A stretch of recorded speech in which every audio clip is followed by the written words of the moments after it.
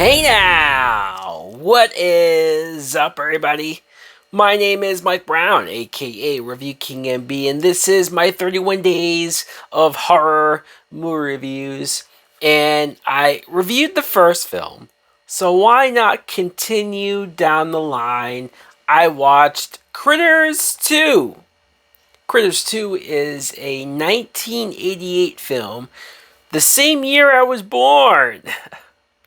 Which is funny because I remember seeing this very cool fan made poster of a bunch of awesome kick ass horror movies that came out in 1988. A great year for horror. I'm talking about movies like the original Child's Play, A Nightmare on Elm Street Part 4, Halloween 4, and of course, Friday the 13th Part 7.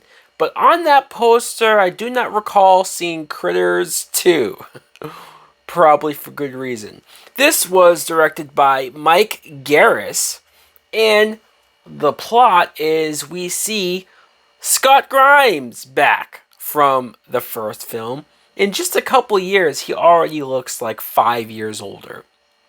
I think he's just going into high school, but for the movie, for the plot, he's going back home to visit his grandmother, and that gets him back to the same town that everything went down in the first film. You don't see his parents or his sister because I guess fuck them, right? And I will admit I liked the actor better probably in this movie. I mean, the last half of the first film he was proactive and he stepped up to be a good character, but he was very annoying at first. This he wasn't annoying at all throughout the whole movie. He just seemed a little more mature, a little older.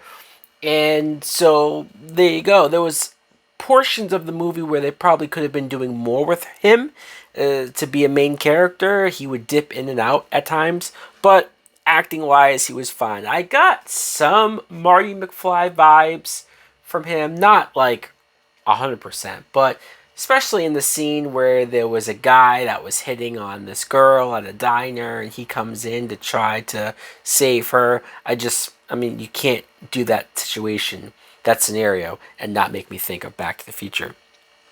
I didn't realize in the first movie that the family's last name is Brown, so I probably should be more partial to the fact that they have my last name. And some of the other actors in the movie, though, we have Lynn Shay, who was in the first movie for sure, but she was only in like one scene in the first film. Here, she has a full-blown character. She's almost like a reporter, or she sees that Scott Grimes' character comes back to town, and there's this discrepancy on whether or not the kid was telling the truth about the aliens. Obviously, other people in the town didn't believe him and they called him crazy. But she seems like she does, so she sort of tries to see if there's a story here. Is there a bigger reason for why he's back? Is something else going to happen? There's a new character named Megan who I think they said that she's a senior in high school, whereas Scott Grimes' character, is his name Bradley? Because I keep saying his real name. I think he's just a freshman, so the fact that Megan ends up being his love interest, I mean, they don't hit you over the head throughout the whole movie. You just kind of figure 80s film, a guy and girl, they're probably going to kiss at some point. And boy, do they milk the moment when these two kiss. There's like 5 times at least when they go to kiss and then they get stopped or they get interrupted or something else happens off to the side. So where that they stop before the kiss and it happens. They finally do kiss at the very, very end, but it's the most awkward, most unnatural kiss I think I've ever seen on screen. I don't know if the actors are actually that many years apart in age, and so maybe that's why it was awkward, or maybe this was their first kiss ever. It's very possible. At the end of the first movie, this is why I'm not surprised that there's a sequel, because the very end of the first movie, there are 3 eggs there. So seemingly you think, okay, these eggs will hatch and we'll get more critters.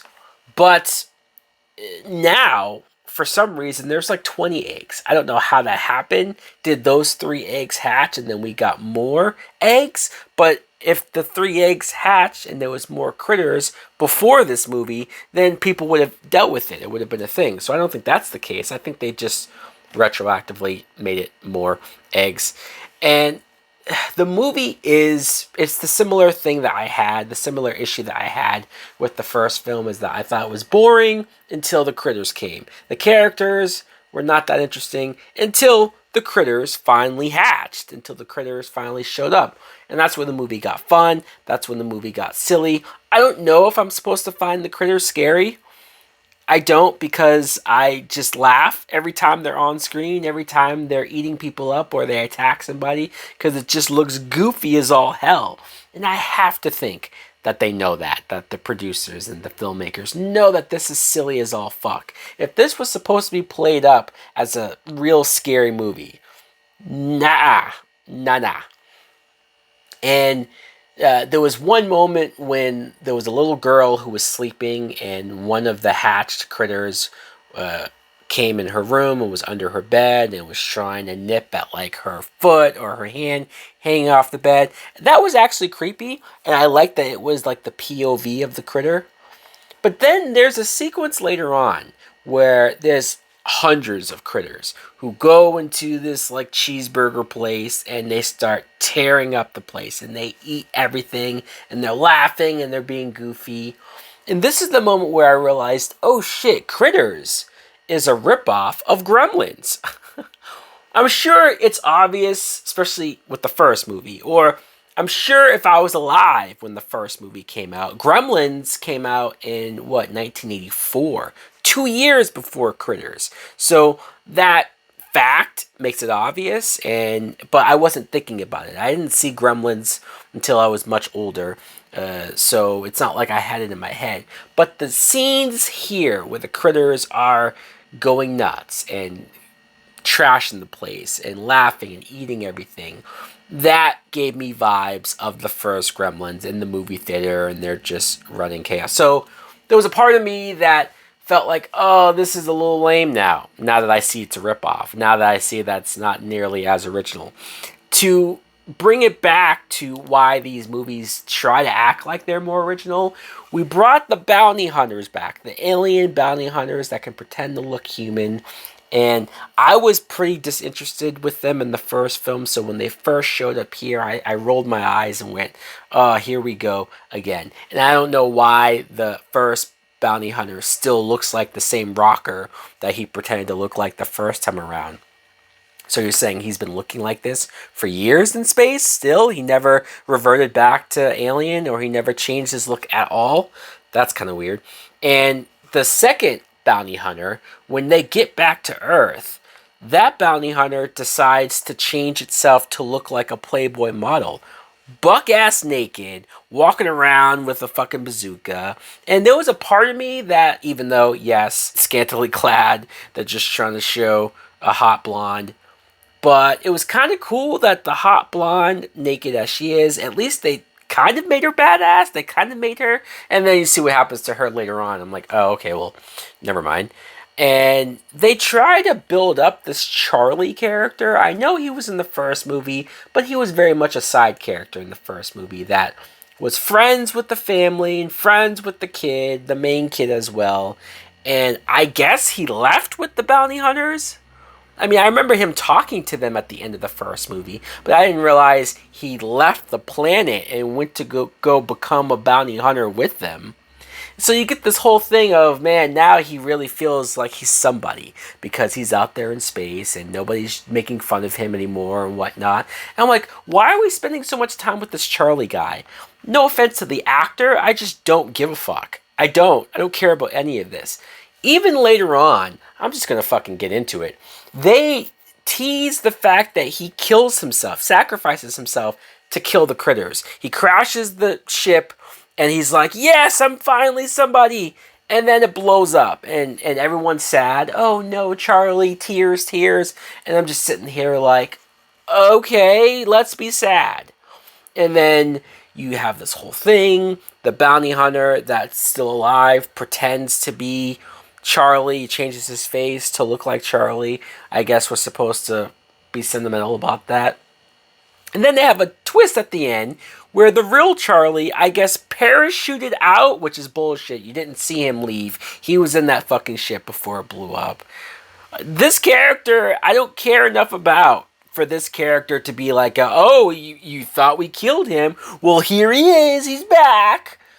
I don't care about this Charlie character. Who gives a shit? Who gives a fuck?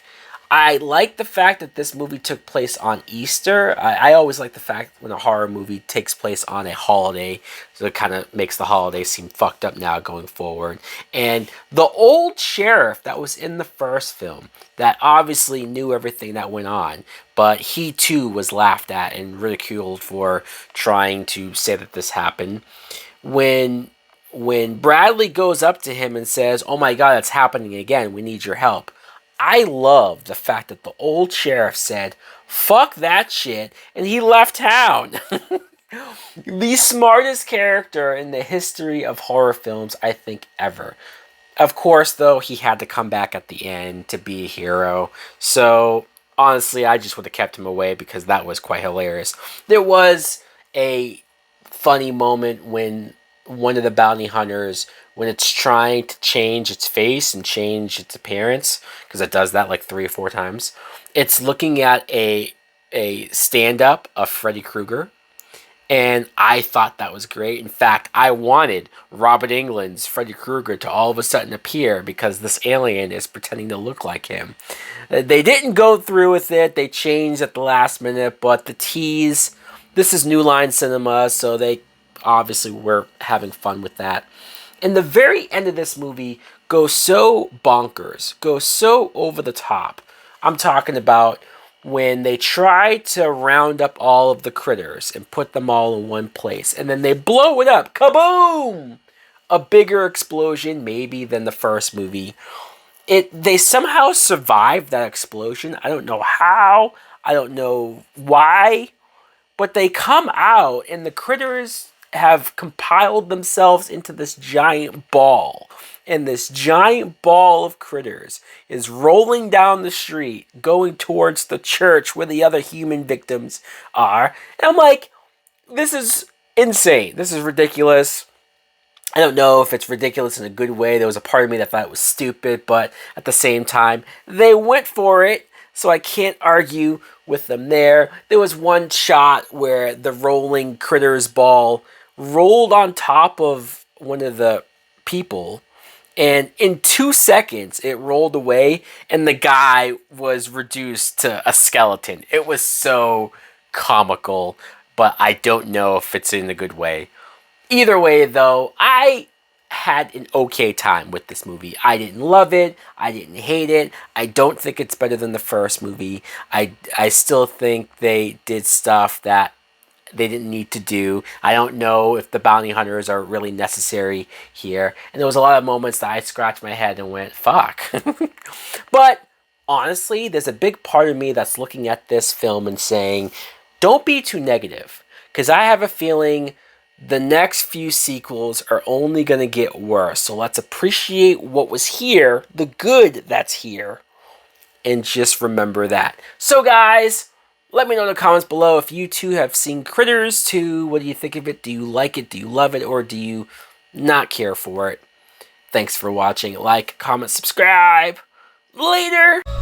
Please won't you save my desires on fire. Sometimes you need a little peace at home. I'm tired, I'm so wired. Come follow me and I can ease you. Come follow me and take a trip to the dark side. Waiting for the perfect moment that I put it in ya.